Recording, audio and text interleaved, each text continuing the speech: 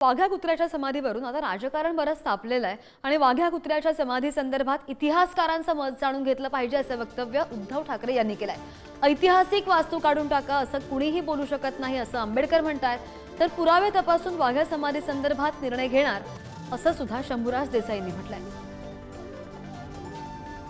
कुत्र्याची जी काही समाधी किंवा जे काही स्मारक आहे त्याबद्दल इतिहास तज्ञांचं मत घेणं गरजेचं आहे आणि काहीतरी कमिटी नेमा, काय वाटेल ते करत ठेवायची नाही ठेवा, उकडायची ते उकडा, परंतु त्याच्यावरनं एवढी पेटवापेटवी करण्याच्या आधी अरबी समुद्रातल्या शिवछत्रपतींच्या स्मारकाबद्दल एवढे कोण उठत का नाही हा प्रश्न माझ्या मनाला पडलेला आहे।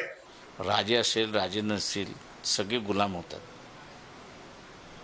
तेव्हा राजा गुलाम झाला की प्रजा गुलाम होतेच। दुर्दैवाने जे गुलाम राजे आहेत तेच आता आम्हाला राजकारण शिकवायला निघालेले आहेत।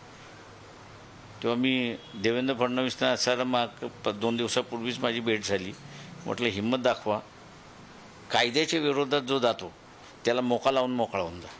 जुने अभिलेख काय आहेत, या किल्ल्याचा पूर्व इतिहास पुरातत्व विभागाकडे त्याचे काय काय लेखे उपलब्ध आहेत, या सगळ्या गोष्टी पुरातत्व विभाग तपासेल आणि त्या अनुषंगाने त्यांचा जेव्हा अहवाल राज्य सरकारकडे येईल त्यानंतर राज्य सरकार योग्य भूमिका घेईल।